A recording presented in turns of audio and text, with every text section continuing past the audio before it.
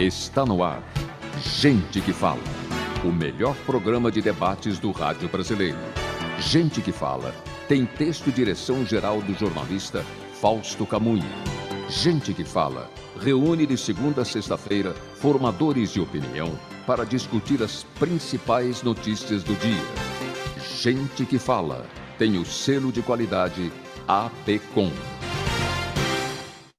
Olá, olá, boa tarde. O programa Gente que Fala está começando ao vivo pela AltV, a TV da internet e também pelas redes sociais, imagens do Instagram, do Facebook, do nosso canal no YouTube, para você acompanhar essa nossa jornada de hoje, sexta-feira, até a 1 da tarde. Curta, comente, compartilhe a nossa transmissão, participe também pelo WhatsApp, fazendo perguntas aos nossos entrevistados e... o número do WhatsApp vai para você, 973350038, mais uma vez, 973350038. Eu sou o Mauro Friesman, 12:01, como eu destaquei, sexta-feira, mais uma edição do programa Gente que Fala, hoje em parceria com a Federação das Entidades Representativas dos Militares do Estado de São Paulo. Você sabe, esse espaço sempre é reservado para a nossa conversa sobre segurança pública na sexta-feira. Então vamos apresentar os nossos convidados de hoje, que vão tratar dos assuntos aqui propostos. Coronel Elias Miller da Silva, diretor de Assuntos Legislativos da Federação Nacional de Entidades de Oficiais Militares Estaduais, a FENEME. Tudo bem, Coronel Miller? Boa tarde. Boa tarde, Mauro. Eu que agradeço mais uma vez ter a oportunidade de estar participando contigo desse importante programa de cidadania, juntamente com o Coronel Ernesto, nosso amigo e um grande defensor dos direitos da segurança pública do povo. Obrigado pela colaboração com a gente mais uma vez. Coronel Miller, o senhor está em Brasília para acompanhar todo o processo eleitoral aí do final de semana? Exatamente. A gente acompanha, inclusive, pela Federação Nacional das Entidades dos Militares em nível nacional, né? Então, a gente acaba dando suporte para poder o quê? Acompanhar todo o desdobramento, tanto no âmbito do Executivo, como as eleições, e também a participação das instituições na garantia desse direito fundamental do povo, né? Que é o sufrágio universal. Muito bem. Também com a gente o Coronel Ernesto Pulha Neto, secretário executivo da Defenda PM, Associação de Oficiais do Estado de São Paulo em defesa da Polícia Militar. Coronel Ernesto, mais uma vez com a gente, boa tarde, tudo bem? Boa tarde, Mauro. Boa tarde, Coronel Miller. Boa tarde a todos que nos ouvem e que nos veem. Uma satisfação estar aqui novamente com vocês. Vamos lá, então, para o início da nossa conversa. Daqui 2 dias, eleitores de todo o Brasil irão às urnas para escolher seus representantes para os próximos 4 anos. Estão em disputa 5 cargos que serão apresentados na tela da urna eletrônica da seguinte forma, na seguinte ordem. Primeiro, deputado federal, depois deputado estadual, senador, governador e, por último, presidente da República. Mesmo após 522 anos do descobrimento, 200 anos de independência e 133 de república, esta será apenas a 24ª vez e a 9ª do atual período democrático que os brasileiros poderão escolher seus governantes de forma direta através do voto. Coronel Miller, eu começo com o senhor a respeito desse tema, esse cenário da existência, né, do Brasil, de toda a nossa história, a partir desse relato aqui que eu fiz da nossa nota. Nós vamos pegar aqui pelo tempo da República, 133 anos de República, e nós temos 24 eleições neste período, com voto direto, e essa aqui é a 9ª atual do período democrático, né? Como é que o senhor observa a importância desse momento diante desses números? O que demonstra, Mauro, que o Brasil é uma jovem democracia. Mais de 522 anos, como você bem colocou, 200 da independência, 103 da República, o Brasil é uma jovem democracia que está em processo de maturação. Então, nós entendemos como fundamental para consolidar o Estado democrático de direito no Brasil, que está previsto no artigo 1º da Constituição, Mauro. Fala assim, ó, a República, quer dizer, a República, o poder pertence ao povo. Então, ou seja, o povo está maturando, inclusive, na sua participação e consciência política e da importância de consolidar a República e a democracia. Porque você vai no artigo 14 e fala a soberania popular é exercida pelo sufrágio universal. O povo é soberano. Mas nós ainda estamos amadurecendo, criando a consciência, mesmo dentro das polícias militares do Brasil. Então, nós temos amadurecido a consciência da importância de exercer o direito de voto e a cidadania. Mauro, até 88, soldado e cabo não votavam. Não podiam votar e ser votados. Veja como é. Ou seja, agora, 88. Sim, a partir da Constituição atual é que esse direito foi garantido. A mulher mesmo, na década de 30, não votava. Agora, Mauro. Então, ou seja, por isso que é importante, ou seja, e o Brasil está dando um sinal cívico disso, né? Nós estamos amadurecendo democraticamente, não estamos tendo, sabe, grandes incidentes. Existe um debate acalorado, que faz parte do processo democrático. Coronel Ernesto, a sua avaliação sobre a importância desse momento, das eleições desse domingo, considerando aí toda a história do Brasil, desde o descobrimento, todos esses momentos aqui, 522 anos do descobrimento, 200 anos de independência, 133 de república, mas tão poucas eleições diretas através do voto. Mauro, eu só queria complementar o que o Coronel Miller comentou sobre a Constituição, artigo 1º, onde se fala que o poder é exercido pelo povo. Só tem que observar lá um entre vírgulas, né? Por meio de seus representantes. O que nós fazemos é escolher aqueles que vão nos representar. Não interessa o quanto nós gostamos, conhecemos, sabemos o que se essa pessoa é gente boa, não é. O que interessa é como ela vai nos representar.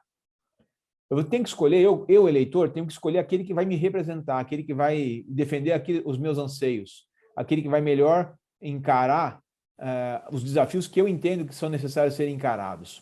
O que acontece no Brasil, e isso talvez essa característica seja fundamental em razão do pouco tempo de democracia que nós efetivamente vivemos, Coronel Miller foi preciso, somos uma jovem democracia, é que o cidadão ele vota e não lembra mais quem votou. Ele não se preocupa mais em saber em quem ele votou, ele não acompanha mais aquilo que o escolhido dele para representá-lo, numa das coisas mais importantes, que é a elaboração de leis, principalmente. Eu falo aqui principalmente do legislativo. Legislativo que é composto por deputados estaduais, deputados federais e senadores, e isso em âmbito estadual e federal. Temos os vereadores do município também. Mas agora o pleito de agora é para deputados estaduais, federais e senadores. Essas pessoas vão elaborar leis. O Brasil tem um sistema de poder que ele deveria ser equilibrado. Eu falo que deveria porque, se a gente for discutir aqui, vai ver que não é muito equilibrado entre os três poderes. Mas ele deveria ser equilibrado. Ele foi criado para ser equilibrado, onde o executivo vai gerir conforme as leis que o legislativo trouxer. Eu vou escolher quem? Eu vou escolher aquela pessoa que defende, eu deveria escolher aquela pessoa que defende os mesmos princípios que eu defendo, e isso vai só fortalecer a nossa democracia.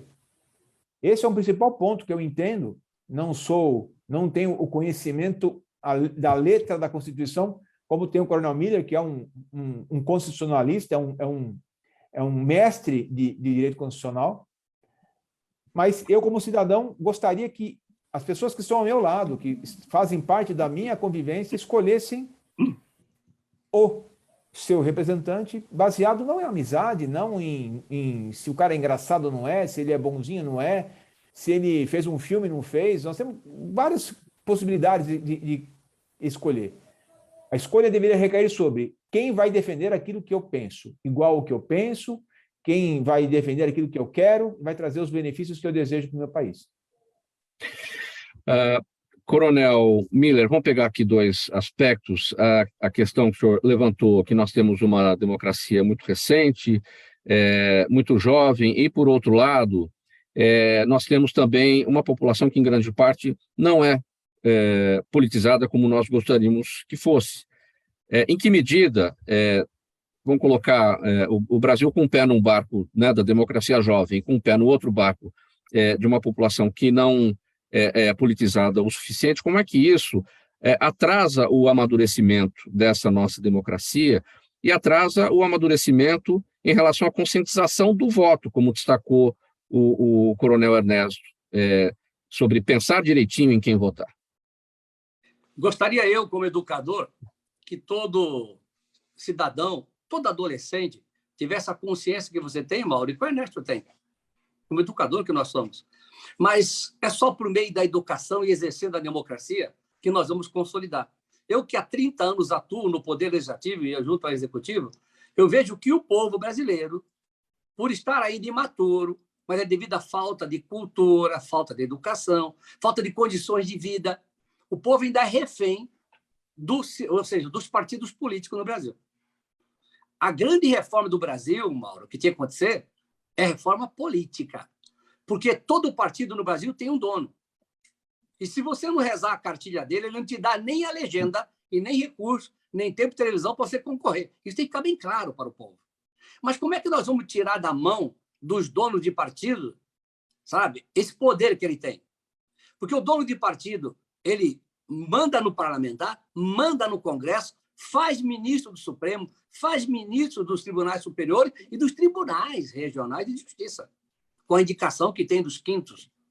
Quinto, né? Quinto constitucional, não é o quinto, né? Que pode imaginar. Não é aquele outro quinto. É o quinto constitucional. Então, eles fazem desembargador estadual, desembargador federal, ministro do STJ, ministro do TST. Então, nós temos que entender que isso faz parte do processo. E à medida que as categorias vão se conscientizando e os educadores vão formando a pessoa, porque essa disciplina que nós tínhamos antigamente, Mauro, que era a OSPB, Organização Social e Política Brasileira, você tem que voltar para o ensino fundamental. Falo como pedagogo e como também professor, que o Ernesto também é. Tem que voltar para o ensino fundamental. Para que ele tenha valores, ele sabe o papel dele enquanto cidadão. Porque, que nem o Ernesto falou, nós vivemos num regime político chamado, né, democracia semidireta. Quer dizer, a direta, como tinha na Grécia Antiga, na polis, o povo decidia ali na praça. É a direta, não dá condições hoje em dia. A indireta, você elege e o teu representante faz tudo. Agora, a semidireta, que é a brasileira, você decide, vamos estar decidindo agora. Nós somos acionistas majoritários e nós vamos decidir agora a eleição. Então, você vota, está exercendo direto, você exerce direto pelo plebiscito, pelo referendo, pela ação popular. Então, nós temos poderes. E nós temos poderes também para impeachment. O cidadão pode ingressar com a representação para impeachment determinada autoridade que está no mandato. Mas como isso ainda está muito mal, ou seja, o que o Ernesto falou é verdade. Hoje, um político ele se elege sem ir na tua cidade. Ele compra e paga cabo eleitorais, nem é da tua cidade, não tem compromisso contigo e se elege. Por isso que se discutiu muito no Congresso a reforma política, que é para nós implantar no Brasil o voto distrital. Aí aquele que tem mandato tem compromisso com o distrito. E ele vive lá. Mas nós estamos caminhando ainda, porque nós temos que vencer muitas barreiras. Então, nessa linha de preocupação do Ernesto que você colocou, a grande reforma que o Brasil precisa da tributária, precisa, administrativa precisa, previdenciária, mas a mãe da reforma chama-se reforma política. Por isso que todo governo, governo Lula teve que fazer composição com o Congresso, governo Bolsonaro tem que fazer composição com o Congresso. Então, o governo fica refém do poder legislativo e dos donos de partido. A reforma política não sai porque muita coisa a passar no Congresso e não dá tempo de você elaborar um projeto e parar o Congresso para uma discussão de uma reforma tão importante, ou não há interesse mesmo? Não há interesse porque você vai mexer com os poderosos do país. E aí, o que eles fazem? Por exemplo, de que maneira que eu justifico, Mauro e Ernesto, São Paulo, com 70 deputados, você tem que fazer 500 mil votos para uma cadeira. 500 mil votos. Aí o Amapá, o indivíduo se elege com 10 mil votos. Então, ou seja, o povo de São Paulo, nessa democracia nossa, é discriminado em relação aos estados menos populosos. A igualdade, Mauro, tinha que ser no Senado e não na Câmara. Então, você pega Brasília, estou aqui em Brasília, tem 5 milhões, 4 milhões de eleitores. Elege 8 deputados federais. Amapá, Roraima, elege 8. Como é que 500 mil elege 8 e 5 milhões elege 8? Isso não é democracia. Agora, como é que você muda isso? Nunca, porque os donos de partido e o Norte e o Nordeste não deixam mudar a regra. E aí teríamos que ter uma nova Assembleia Constituinte, que também não passa. Mas, à medida que a sociedade vai amadurecendo, nós vamos colocando representantes e essa matéria vai sendo ressoada, Mauro, a gente consegue ir avançando a passos pequenos, mas estão avançando. Coronel Ernesto, qual é o papel da Polícia Militar nas eleições? O papel dela é o papel do dia a dia. É o papel de garantir a liberdade de todos de exercer o seu direito de voto. Manter a ordem, manter a segurança, mas, fundamentalmente, garantir que a pessoa consiga sair da sua casa e fazer o seu voto, retorne para a sua casa sem qualquer tipo de problema. Esse é o principal e o fundamental papel da polícia nas eleições. Aí vai entrar segurança, locomoção e tudo mais. A sua ida para a reserva é recente, o senhor trabalhou muito nas eleições. Como é que foi o seu período enquanto nativa trabalhando nas eleições? Acho que tanto quanto o Miller aí, 34 anos de ativa, 34 eleições trabalhadas. Ou melhor, 34 não, né? Mas todos os anos sim, a cada 2 anos estávamos lá trabalhando. E sempre nesse mesmo foco, garantir que as pessoas possam sair de casa e votar e retornar para suas casas de forma segura e tranquila. Mas a gente não pode esquecer o seguinte, Mauro, como o Coronel Miller falou, né? Depois de 88, com a Constituição nova, os policiais militares passaram a ter o status de cidadão pleno, podendo votar e ser votado. E muitos mecanismos, e aí fica uma crítica a tempos anteriores, né? Muitas vezes não se garantia o direito do policial militar votar. Depois começou a se fracionar a escala, então alguém trabalhava de dia, de manhã, eu trabalhava à tarde, para que todos pudessem votar, se aproximava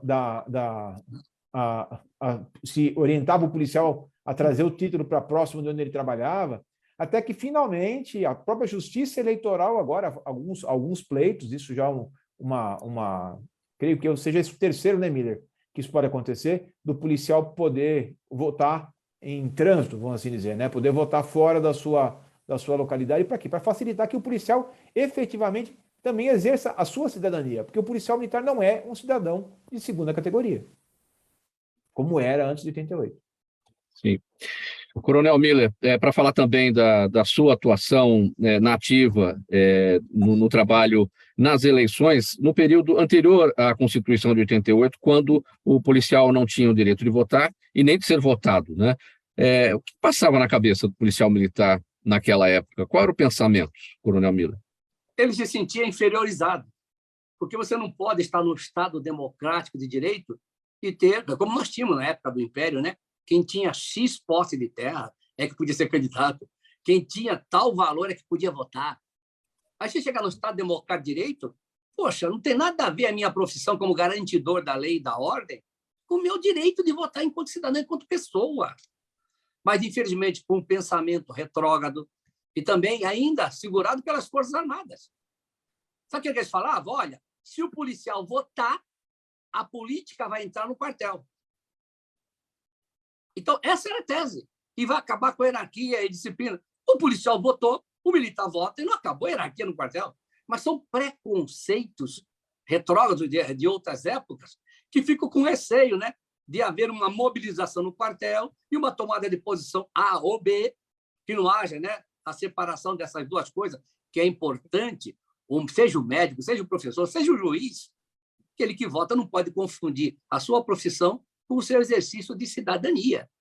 Então, isso, graças a Deus, desde 88, acabou, nunca teve nenhum senão. Os policiais votam e são votados. Vê que era de uma época retrógrada e falta de uma evolução que faz parte da vida em sociedade. Nós vamos amadurecendo, questionando princípios e valores que muitas vezes são colocados e que não fazem bem para a vida em sociedade. Vamos passar agora, 12h19, para o aspecto mais prático das eleições que vão acontecer agora no domingo. O TSE proibiu o transporte de armas, munições aí pelas ruas, pelo país todo, exceto, claro, pela própria Polícia Militar, pelas Forças Armadas, ou seja, só os militares mesmo é que podem ter a possibilidade de fazer o transporte de armas durante as eleições. Isso contribui, isso não contribui para a ordem? Qual a sua avaliação, Coronel Miller? É um absurdo. Falo como advogado e advogo junto ao Supremo. E o TSE ele é presidido por ministro do Supremo, composto também por advogados e composto por ministro do STJ. Isso é uma aberração. Uma aberração falando como professor de direito e como advogado. Por quê? Você vai no artigo 5º da Constituição, o inciso 2 fala: ninguém será obrigado a fazer, ou deixar de fazer alguma coisa, senão em virtude de lei. Lei, ou seja, lato sensu, mas é lei emanada pelo poder competente. Ao Poder Judiciário, Mauro, só cabe aplicar a lei. Ao Poder Judiciário não cabe fazer tipo penal. Qual é o tipo penal, Mauro, que eu vou aplicar para quem tiver com a porte ilegal? Mas, peraí, eu, no termo da lei que prevê o porte ilegal, eu tenho autorização legal para andar. E não tem essa restrição prevista na lei.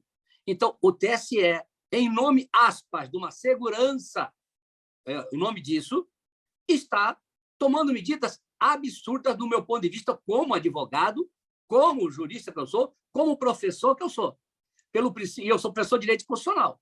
É o princípio da legalidade. Eu tenho que ter a previsão na Constituição, numa lei, estrito sensu, seja ordinária, seja uma lei complementar, e eu tenho a lei ordinária, Mauro, que é o Estatuto do Desarmamento. Ele prevê que hipótese, quem pode estar armado, em que local que ele pode andar, em que situações que ele não pode, está previsto. E não tem a previsão, olha, durante as eleições, não tem essa previsão. Então, com devido respeito ao TSE, assim como o Supremo, eles estão atuando como legisladores. Isso é uma aberração. Numa visão de um constitucionalista. Isso é uma aberração. Isso tem que ser corrigido, Mauro, de forma democrática. Sabe por quem? Pelo Senado Federal. O Senado Federal é que faz o papel quase que de um poder moderador, porque ele, Senado, pode impeachment ministro do Supremo diante de um abuso de poder. Então, nós temos que ter essa visão, e você vê que Ives Granda, que é o grande jurista, já falaram isso. O poder ele é tripartite. O legislativo legisla, o executivo administra e o judiciário aplica a lei no caso concreto. É isso a tripartição desde Montesquieu. Como é que eu tenho agora o TSE, presidido pelo ministro, né, Sua Excelência Alexandre de Moraes, conduzindo para uma votação unânime do TSE? Um absurdo, absurdo. Do meu ponto de vista, como advogado, um absurdo. Isso não colabora muito, pelo contrário, tensiona. Porque aqueles que têm direito, qual tem sido, Mauro, luta com armas entre partidários A e B e C? Teve algum confronto no 7 de setembro? Nada, tudo pacífico no país inteiro. Mas estão fazendo um conflito que não existe, provocado, inclusive, por decisões absurdas, no meu entendimento, como essa. Porque a decisão judicial, você cumpre, mas você pode questionar. Falo com o advogado, que eu posso questionar a decisão e entro com um instrumento específico questionar a decisão, porque a decisão do juiz não é soberana. Você pode recorrer a instâncias superiores e indo até a última instância. Então, decisão judicial se cumpre, mas questionar dentro da constitucionalidade e das leis processuais, você deve sempre. Coronel Ernesto, seu entendimento sobre esse tema, a proibição pelo TSE do transporte de armas e munições em todo o país no dia das eleições. Não tem nem o que acrescentar no que o Coronel Miller falou. Totalmente absurdo. E posso dizer assim, eu ter passado por reserva há 5 anos, que para a polícia não interfere em nada isso. Porque se o CAC, né, o colecionador atirador, ou esqueci a terceira, o terceiro, sei lá. Os colecionadores, os caçadores e atiradores. Caçadores e atiradores estiverem com a arma, eles sabem como se portar. E a polícia sabe como fiscalizar. Então é simples. A gente fiscaliza, eles apresentam a documentação e está resolvido o problema. Eu não vejo, do ponto de vista prático, grandes novidades. E, na minha forma de ver, não tenho a competência jurídica para falar como tem o Coronel Miller, mas eu sigo cada palavra que ele falou. É um absurdo em termos de legislação. Não dá para uma resolução alterar uma lei. E é uma resolução do TSE que determinou isso. Então, são patamares muito distantes. É claro, pode haver discussão? Pode haver discussão.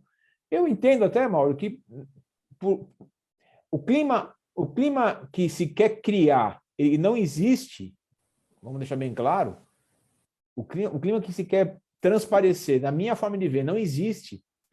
E as pessoas que, teoricamente, teriam direito de usar arma, duvido que usariam, e até mais, não vão nem brigar por usar, porque eles não têm esse espírito que acham que talvez que o ministro tenha em mente, alguém contou para ele que tem essa possibilidade, é muito mais fácil ter uma briga de garrafada no bar, no boteco, do que alguém atirar no outro num evento político. Essa é a minha forma de enxergar. Coronel Miller, nessa mesma questão ainda, ficou claro o seu entendimento como operador do direito, enfim, o papel do TSE na aplicação da lei e não legislar propriamente, mas fica aqui uma pergunta ainda. Por qual razão uma pessoa que não seja militar deveria andar armada no dia das eleições? Coronel Miller. Mauro, nós tivemos no Brasil o primeiro referendo da história, que foi se pode o povo andar armado ou não. Mesmo com não vou dizer qual canal de televisão, mesmo com a mídia específica atacando fortemente toda a sociedade, o povo decidiu que quer manter o direito e quem tiver, exerça nos termos da lei. Então, isso é soberania popular, isso é democracia. Mas parece que as pessoas não respeitam a decisão democrática quando é contrária a elas. Então, peraí, se o povo decidiu, é o povo que manda nesse país, deveria ser, Mauro, é o povo que manda nesse país. E o povo decidiu que cumpra-se a lei e dê o direito de andar armado. Eu sou CAC e tenho direito nos termos da lei. Aí vem a justiça e fala, você tem o direito, mas agora nisso aqui não. Onde é que está isso? Então, ou seja, se ele tem o direito de andar normal, ele não pode andar nas eleições. Então, se o TSE entende assim, mande um projeto para o Congresso e o Congresso altera a lei. Durante o período eleitoral, ninguém pode andar armado a não ser a polícia. Mas faça na lei e não por achismo, por decisão que eu entendo arbitrária e contra o Estado Democrático de Direito. Agora, essa medida acaba atrapalhando o trabalho da Polícia Militar, porque deveria haver, então, um processo de fiscalização. Se há uma determinação para não se andar armado, como fiscalizar? Aí eu vou fazer... Fiscalizar normalmente. Vai fiscalizar normalmente, como sempre fiscalizou, Mauro. A polícia faz isso tem 34 anos de eleição, de 88 para cá, antes, não interessa. A polícia sempre fez a fiscalização, sempre fez. Operacionalmente, eu não vejo problema nenhum nisso. Não traz benefício algum. A polícia vai trabalhar como ela sempre trabalhou. A única diferença é, se o cara estiver armado, aí o policial vai ter que entrar numa dividida, porque ele vai ter que conduzir de acordo com aquilo que o TSE mandou, mas a lei fala diferente, aí vai ficar um imbróglio, uma briga para quê? Jurídica e posterior. O policial em si, para ele vai ser normal, é a tarefa dele, é o dia a dia dele. Nós fazemos isso todos os dias, 24 horas por dia, 7 dias por semana, 365 dias por ano. É isso que nós fazemos. Sim. O senhor quer concluir, Coronel Miller? Mauro, ou seja, a resolução, se o policial militar for cumprir, vai gerar conflito. Então, ao invés de vir para ele, inclusive, depois, vai gerar o conflito. Certo. Bom, vamos falar de uma outra questão aqui, o ponto da lei seca, né? Durante muitas décadas ela foi adotada e agora está por conta de cada estado, a critério de cada estado. Aqui em São Paulo, o consumo de bebidas alcoólicas está liberado no dia das eleições. Sua avaliação, Coronel Miller, sobre esse tema. Se bem que quando tinha a adoção da lei seca, ou seja, não era permitido o consumo de álcool nos bares, aquele que comprasse e levasse para casa em dias anteriores e consumisse em casa, não estava impedido também de ingerir álcool, né? Perfeito. A lei seca foi uma lei benéfica, porque ela veio, de fato, ou seja, salvar vidas. Agora, o que nós temos que analisar é que isso é uma competência privativa da União. Artigo 22, inciso 1. Portanto, não cabe ao Estado não cumpri-la. É obrigado a cumprir. A não ser que altere a lei e a lei autorize o Estado a estabelecer outra regra. Mas hoje é obrigatória. Sim. Acho que o problema com a sua conexão, Coronel Miller. Oi, desculpa. Sim. Hoje é obrigatório, o senhor acrescentou alguma coisa que travou a sua imagem aqui. Hoje ela é obrigatória plenamente. Ela não é facultativa para o Estado. Então, o Estado não pode fazer nenhuma norma, sabe, diminuindo a lei, mitigando essa lei. Ele é obrigado a cumprir na sua totalidade, porque é uma lei de competência privativa da União e de aplicação em todo o país. O que estão fazendo é desrespeitar a lei. Sim. Seu entendimento, Coronel Ernesto, sobre esse tema? Eu acredito que a liberdade de ingerir bebida alcoólica ela é para qualquer cidadão. O que ele não pode fazer depois é sair de casa e arrumar encrenca. Não pode sair de casa e dirigir, não pode sair de casa armado, não pode sair de casa e arrumar briga. Esse é o problema. O que vai fazer a ingestão da bebida alcoólica é o menor dos problemas. O problema é o que vai ser feito depois.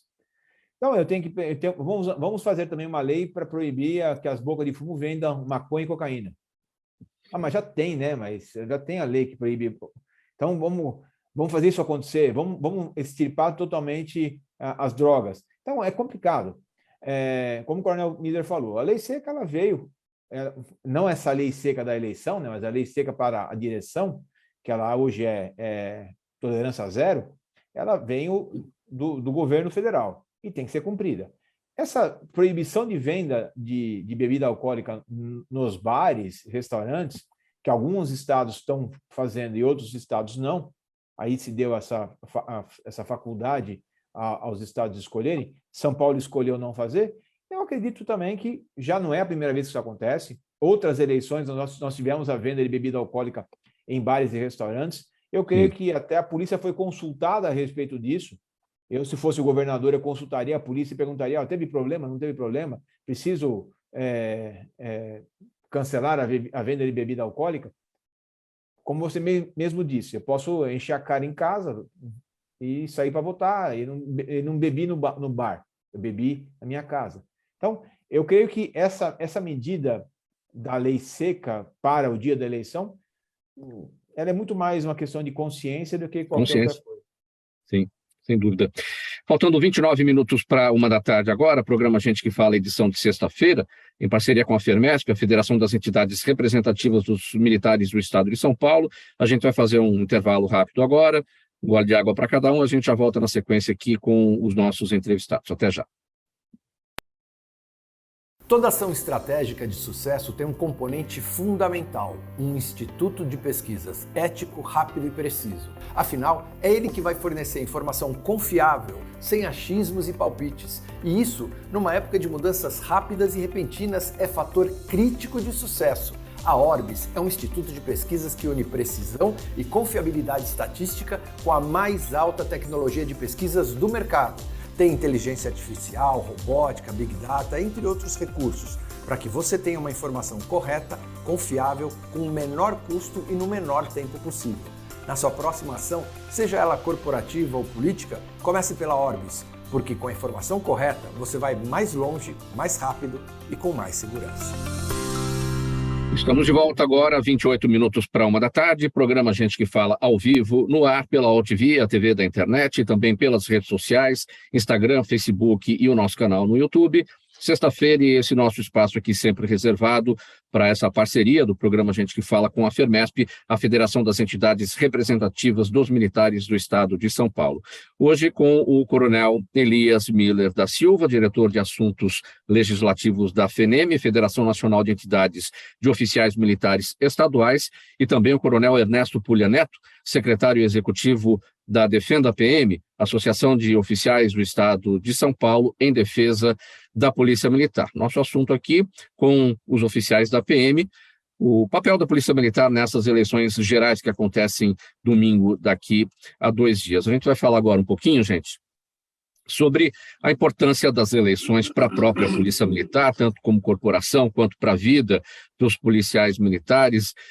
Coronel Ernesto, quais são as expectativas ou as perspectivas para as polícias militares, ou para a Polícia Militar, vamos falar do Estado de São Paulo, para a instituição Polícia Militar, e para os policiais militares nesta eleição? Bom, nós temos que dividir um pouquinho essa pauta, né?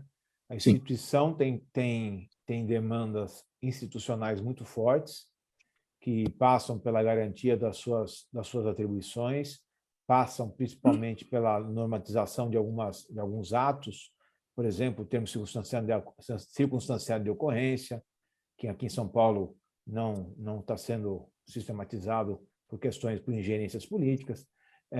Nós temos, em breve, para 2025, a possibilidade da revisão da alíquota de contribuição previdenciária do sistema de proteção social dos policiais, ou seja, dentro dessa próxima legislatura. Isso em termos institucionais, para a Polícia Militar. E também temos a questão do policial militar, de uma forma geral. O policial militar ele tem uma perspectiva de mudança, principalmente de valorização da função que ele exerce. Veja bem, São Paulo é alardeadamente tratada como a melhor polícia do Brasil, que tem melhores índices e assim por diante. Em compensação, nós temos um dos piores salários. Isso do soldado ao coronel. Nós temos um teto salarial muito baixo, é o mais baixo do Brasil inteiro, que é vinculado ao salário do governador. Isso traz problemas gravíssimos, que eu não consigo ampliar o ganho do soldado, porque atualmente, por exemplo, o soldado ganha um pouco menos de 6 vezes o que ganha um coronel. Então, eu tenho uma escala hierárquica toda para cumprir, para sair do soldado e chegar ao coronel. Se eu não aumentar o teto do coronel, eu vou aumentar o soldado, uma hora vai... Eu já tenho hoje casos na polícia de São Paulo de majores, tenentes coronéis e coronéis ganhando a mesma coisa. Eu não tenho espaço mais para crescimento. Isso mantém o nosso soldado, o nosso cabo, o nosso sargento, que são nossos grandes ativos, nossos principais interessados em todos os benefícios que nós buscamos, mantemos ele com um salário baixíssimo. Isso é o policial militar que pensa. Ele tem a perspectiva, o interesse, a expectativa de que haja uma mudança de cenário.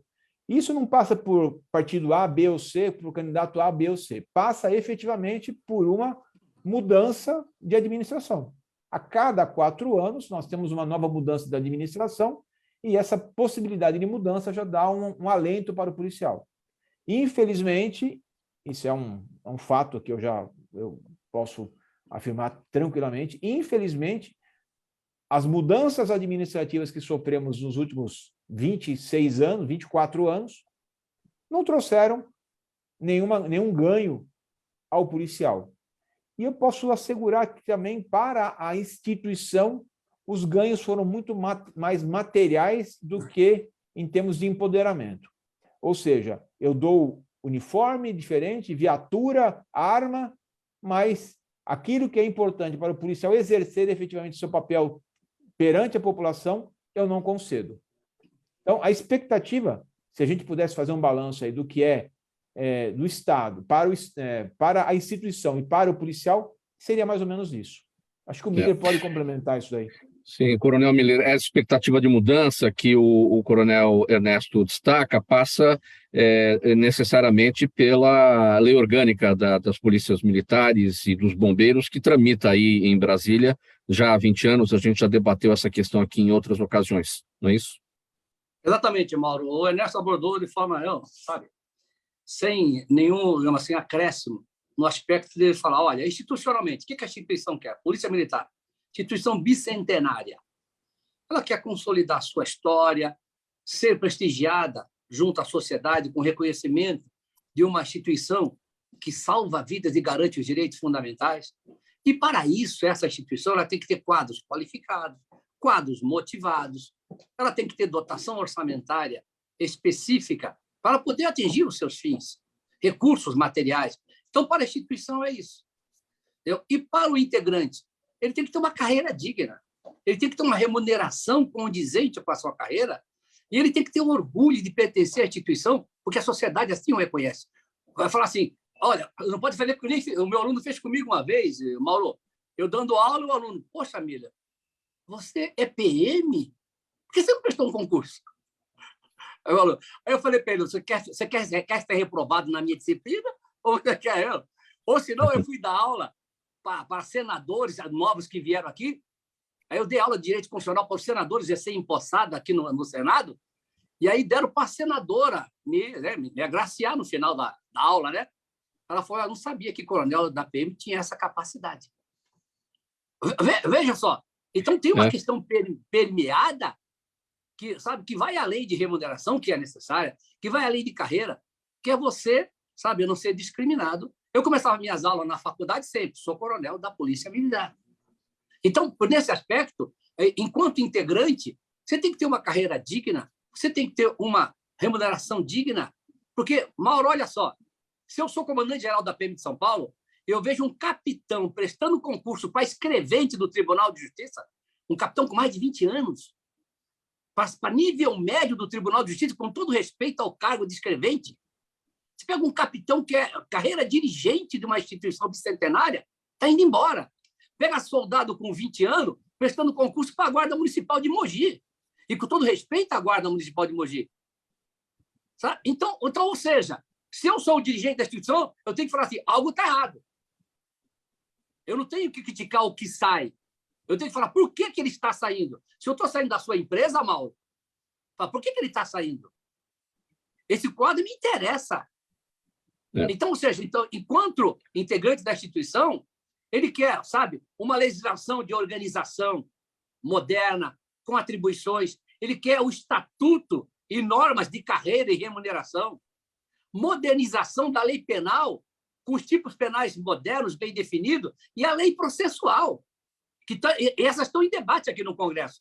Nós estamos trabalhando nessas 4 aqui, que é para que ele tenha ferramentas, instrumento, para poder fazer a prevenção e a chamada repressão como a primeira polícia que atua no local do crime, para que tudo vá correto para o juiz e o promotor, e aí nós temos a persecução penal para fazer justiça no país. Então, nesse sentido, a corporação, e ela tem um papel fundamental, porque a governabilidade do país está na mão das polícias militares.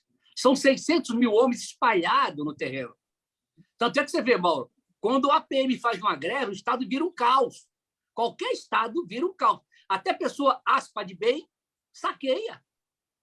Quando a PM está em greve, eu vi isso no Espírito Santo, eu vi isso na Bahia. Então, é uma instituição fundamental que tem que ser valorizada. Então, ou seja, e nós somos uma instituição digna, e nós sabemos o nosso papel. Mas, às vezes, a sociedade, eu debati, ontem mesmo eu debati com acadêmicos, eu falei, vocês tiveram lavagem cerebral nas academias jogando contra os militares e abandonaram a história deste país construída pelos militares. Mas as academias foram tomadas ideologicamente e formando que militar é truculento, que militar é ditador. Eu fiz pedagogia na década de 80, Mauro. Quando eu cheguei na minha sala, eram 300 alunos, só eu, de homem e militar. Eles iam fazer qualquer trabalho escolar, porque os militares deixaram o povo desdentado. Eu falava assim, peraí, onde você viu isso? Não, com exceção do Miller. Era um absurdo, ela vai cerebral. Então, nós temos que reconstruir isso e estamos reconstruindo. Esse reconhecimento, essa valorização dos policiais militares, Coronel Miller, deve passar, provavelmente, né, como eu destaquei aqui anteriormente, na pergunta, em relação à votação, à apreciação aí em Brasília da Lei Orgânica das Polícias Militares e dos Bombeiros. A impressão que a gente tem por aqui na sociedade e aqui olhando, né, pela imprensa, não há nada a mais a se fazer esse ano, acho que não dá tempo dessa discussão aí em Brasília em relação a esse tema.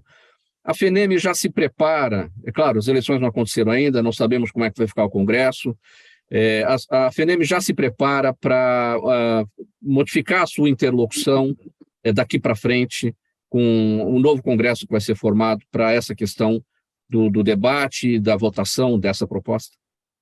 Mauro, como as leis nós já trabalhamos ao longo de mais de 20 anos, as leis estão todas prontas e prontas para a pauta do plenário. O difícil é chegar nisso. E quase votamos nas eleições, antes da eleição, quase votamos. Então, acabando a eleição agora, em outubro, nós temos novembro inteiro e até 17. Então, nós temos até o dia 22 de dezembro.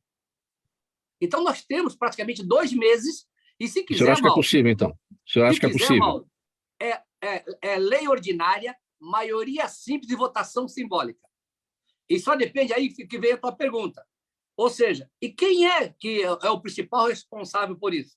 Normalmente, todo governo faz maioria no Congresso.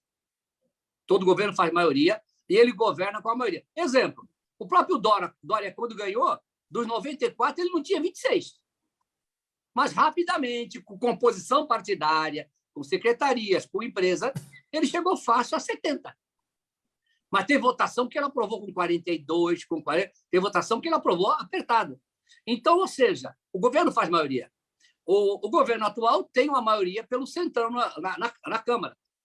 Então, não ficaria difícil, Mauro, acabada a eleição, essa disputa toda, seja quem for, o governo atual, se quiser, ele pode, junto com o presidente da Câmara e o presidente do Senado, aprovar a lei orgânica, Código de Processo Penal. Eu digo, Mauro, a lei orgânica da PM, do Bombeiro e da Polícia Civil também. As duas estão juntas. As duas estão, e eu te coloco aqui, o Coronel Ernesto tem acompanhado, O doutor Rodolfo, que é o presidente da ADEPOL do Brasil, da Associação dos Delegados, junto com a Cobrapol, que são dos agentes da Polícia Civil, e junto com a ANEB da FEREM, nós sentamos à mesa, cotejamos as duas leis, demos as mãos, está tudo pronto. Discutimos com os comandantes, está tudo pronto. Precisamos só o quê? Acabando o período eleitoral, eu creio, Mauro, eu tenho esperança de aprovar no mês de novembro essa lei. Coronel Ernesto, para a gente falar do seguinte, esse aspecto da política no Brasil, muito personalista, né? Os eleitores sempre prestando atenção nos nomes que disputam o executivo, para a prefeitura, para os governos estaduais e para a presidência da República, não dando muita bola, não dando muita atenção. A gente sempre bate nessa tecla por aqui em relação à necessidade de escolher bons parlamentares. E agora é a hora. Daqui a 2 dias a gente vai formar as novas assembleias e o novo Congresso Nacional. O que é que precisa? A gente falou no início do programa sobre o amadurecimento da nossa democracia, a conscientização do voto que vem a partir desse amadurecimento, mas como bater nesta tecla? Dá tempo de chamar atenção até o domingo, nesse ponto, que está todo mundo pensando em eleição para presidente. É um nome daqui, é um nome dali, e esquecendo de escolher os seus nomes para o novo Congresso que vai ser formado, para as assembleias também. Mauro, sempre dá tempo, né? Talvez a gente não alcance todo mundo que deveria alcançar, mas sempre dá tempo. Eu acho que uma conscientização tem que ser feita por aqueles que são conscientes. Eu não posso esperar que pessoas que não têm essa consciência saiam fazendo essa defesa. Então, a minha principal tarefa ao longo desses últimos meses, vamos assim dizer, né, que desde que se começou a pensar em eleição, foi conscientizar as pessoas mais próximas e dessas passar a ampliar meu círculo de amizades, vamos assim dizer, em relação à importância efetiva não só do presidente. Porque, veja bem, como o Coronel Miller disse, o presidente ele vai governar de acordo com aquilo que o parlamento deixar ele fazer. Ele pode ter ideias mirabolantes. Se não passar no parlamento, não adianta. Então, nós temos que pensar em quem vai aprovar as ideias e quem vai colocar as ideias no papel para que elas virem leis efetivamente. Eu vou dar um exemplo. A gente fala muito, na polícia militar, a gente fala PM vota em PM, né? Isso é uma coisa que já de muito tempo atrás a gente faz essa colocação. Ok, PM vota em PM. Nós temos para 2022 mais de 200 candidatos da Polícia Militar de São Paulo concorrendo a estadual e federal. Como é que eu vou escolher entre 200 pessoas aquelas que são as que efetivamente vão me defender? Primeira coisa, como policial militar, eu tenho que me inteirar daquilo que é a proposta desse candidato. Porque, de acordo com a mensuração que nós fizemos em 2020, na eleição municipal, onde nós tivemos 1.200 candidatos aí a vereadores, vice-prefeitos e prefeitos, o potencial de votação dos policiais militares, ou seja, o quanto esses 1.200 candidatos alcançaram de votos, eles extrapolaram 1,5 milhão de votos. 1,5 milhão de votos, me corrija, Miller, se eu estiver errado, eu elejo mais ou menos de 8 a 10 federais e elejo de 10 a 15 estaduais. Então, em quem que eu vou votar? Se eu votar no meu amigo, porque o cara trabalhou comigo, será que eu espero dele? O que eu quero dele? Um cargo ou eu quero que ele mude alguma coisa em termos institucionais? Então, eu acho que dá tempo, ainda temos aí 2 dias para essa conscientização. Infelizmente, com 90% das pessoas que eu converso na rua, converso na padaria, converso no mercado e pergunto, você sabe em quem votar para deputado estadual ou deputado federal? A resposta é não, não sei. Então, mas ainda nós temos que vencer essa barreira. E esse não sei, acaba que o eleitor escolhe em cima da hora, seja por indicação de alguém ou pelo santinho que vai pegar ali no chão da escola. Pelo santinho da rua. É pelo santinho que pegar na rua. E aí, no mês seguinte, já não lembra mais em quem votou. E aí a dificuldade de cobrar daquele que foi eleito por ele em relação aos assuntos que lhe representam, né?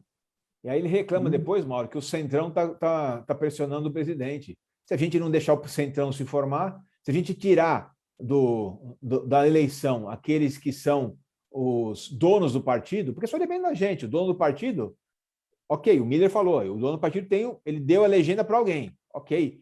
Mas se a gente for enfraquecendo isso, talvez daqui a 5 eleições, esse dono de partido já não tenha tanto poder como ele poderia ter agora.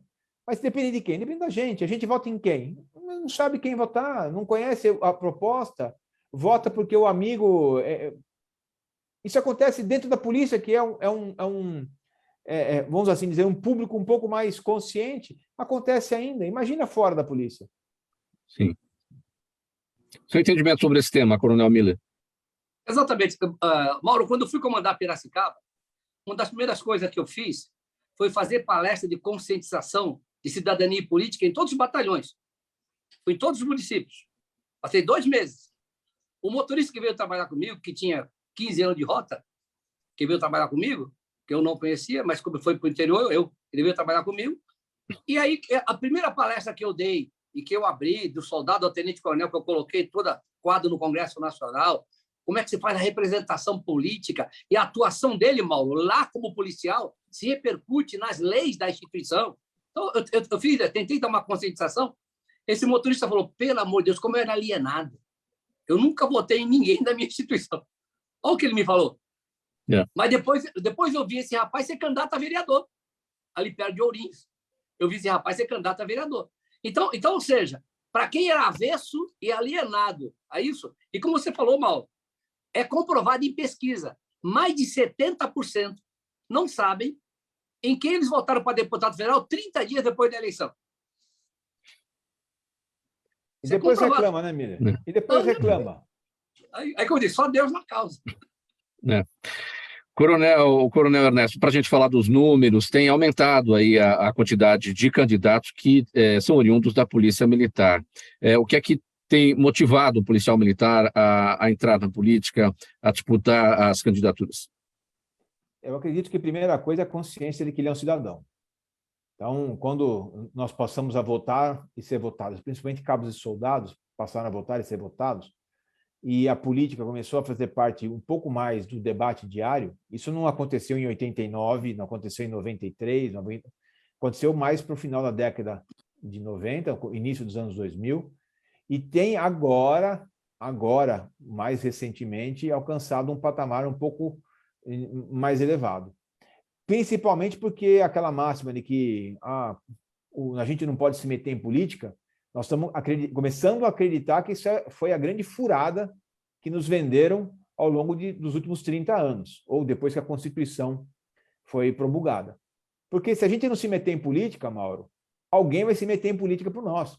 Se nós não falarmos aquilo que nós queremos em política, alguém vai falar por nós. Quem vai falar por nós? Alguém que nos conhece? Alguém que não nos conhece? Alguém que nós demos um mandato, mas não temos uma identidade com ele? Então, o policial militar começou a entender o seguinte, espera um pouquinho, eu estou lidando com a minha vida, eu estou lidando com os meus benefícios, então eu quero alguém que me represente. E aqueles que ingressaram na política há 20 anos atrás, concorrendo, foram tratados como párias na instituição. Não que isso tenha mudado grandemente, infelizmente não chegamos nesse ponto ainda, mas hoje existe um respeito um pouco maior a respeito do policial que se candidata a um cargo eleitoral.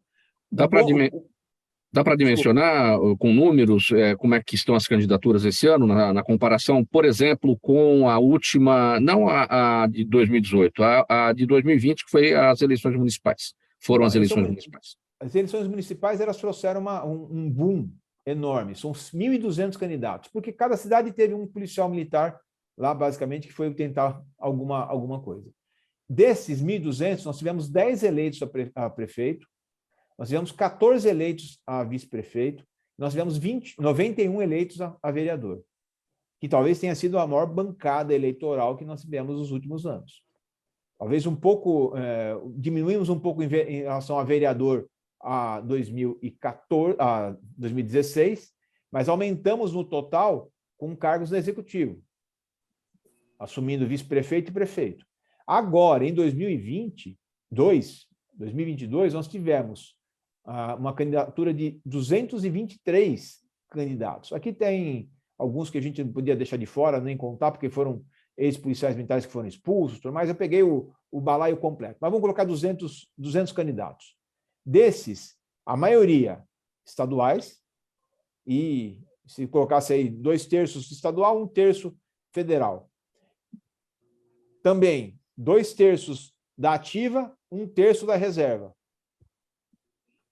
A busca, a intenção de concorrer está ficando um pouco mais clara na cabeça do policial militar. Essa é como eu enxergo a realidade. Faltando 5 minutos para uma, Coronel Miller e Coronel Ernesto, nosso tempo já está bem no finalzinho, então eu vou aqui para as perguntas da nossa audiência, eu vou pedir brevidade aos senhores para as respostas. Coronel Miller, o seu Jaime do Jardim Bonfilholi, que participa todos os dias aqui com a gente, mais uma vez obrigado, seu Jaime, pergunta quais são os pleitos legislativos de maior urgência por parte da FENEM. Bem rapidamente, Coronel Miller. A lei orgânica e o Código de Processo Penal. Sim, dentro daquilo que a gente já falou anteriormente, a sua expectativa de que os trabalhos para isso ocorram ainda nessa legislatura na Câmara dos Deputados. Exatamente. A lei orgânica, porque vai dar carreira, atribuição, remuneração, ela dá uma linha para isso.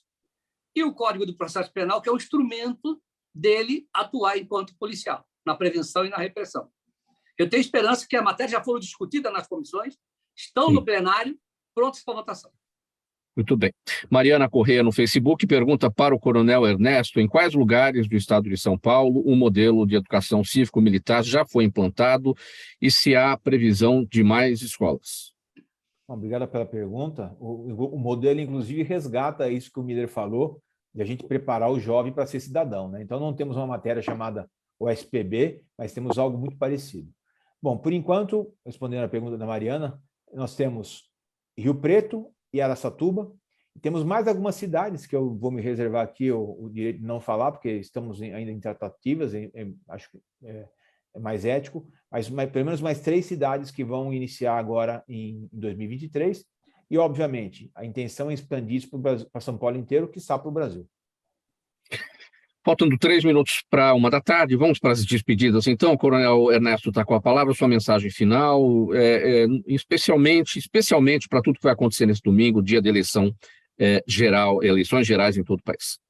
Mauro, acho que a principal mensagem é consciência. Vote consciente, haja consciente, seja um cidadão consciente. Se a gente pensar em consciência, a gente vai votar bem, vai se comportar bem, vai evitar entrar em confusão, não geraremos nenhum tipo de situação que exija a participação da Polícia Militar, por exemplo. Então, acho que é consciência. Temos que ser conscientes ao exercer o nosso voto no domingo. Coronel Miller, sua despedida e a sua mensagem aí para este domingo, dia de eleições. Paulo, agradeço a você por poder estar participando desse importante programa, né? A gente que fala, a FERMESP na presidência do Pistório, toda a equipe contigo aí, né? A Nilda, e o Ernesto aqui, que é um companheiro nosso de muito tempo de luta. A segurança pública não é só a polícia. E vai decidir agora. Que o governador que eu eleger, o deputado estadual e federal e o presidente vão mexer com o tema mais importante da sociedade. Sem segurança pública, não tem economia, não tem saúde, não tem educação, porque nada funciona. Então, a segurança pública ela é multifacetária. Os PMs de São Paulo são heróis. São reconhecidos no Brasil inteiro, fazem muito com pouco. São explorados, discriminados e desvalorizados pelos governos que passaram. E a minha mensagem final é que Deus nos abençoe e que o Brasil avance em princípios e valores, consolidando o Estado democrático e direito, com respeito da decisão da maioria. Democracia vale a maioria, mas sem eliminar a minoria. Nós não podemos ter uma minoria mandando na maioria. E está acontecendo isso no Brasil. Que nós preservemos a vida, a família e a liberdade, e que Deus nos abençoe. Muito obrigado pela presença dos senhores nessa edição do programa Gente que Fala. Vamos colocar um ponto final. Agradecimento em nome de toda a nossa equipe. Nesta sexta-feira, sempre parceria do programa Gente que Fala com a FERMESP, a Federação das Entidades Representativas dos Militares do Estado de São Paulo. Estiveram com a gente hoje Coronel Elias Miller da Silva, diretor de Assuntos Legislativos da FENEM, Federação Nacional de Entidades de Oficiais Militares Estaduais, e o coronel Ernesto Pulha Neto, secretário executivo da Defenda PM, Associação de Oficiais do Estado de São Paulo em defesa da Polícia Militar. O programa Gente que Fala é uma realização da ABCOM, na técnica da OTV, o Sérgio Oliveira. Valeu, Sérgio, aí pelos trabalhos. Apresentação minha, Mauro Friesman, pauta e redação Pedro Schiavon, Zenilda Salvato, nossa diretora de produção, jornalista Fausto Camunha, nosso diretor-geral, na OTV, a direção-geral do Alberto Luchetti, e você do outro lado, espectador, internauta, a razão da nossa presença aqui todos os dias. Muito obrigado pela audiência no dia de hoje, ao longo de toda a semana, um bom final de semana para todo mundo, um bom voto no domingo, voto com consciência, a gente volta a se falar na segunda-feira, a partir do meio-dia, ao vivo, aqui pela OTV, a TV da internet e também pelas redes sociais. Um abraço a todos.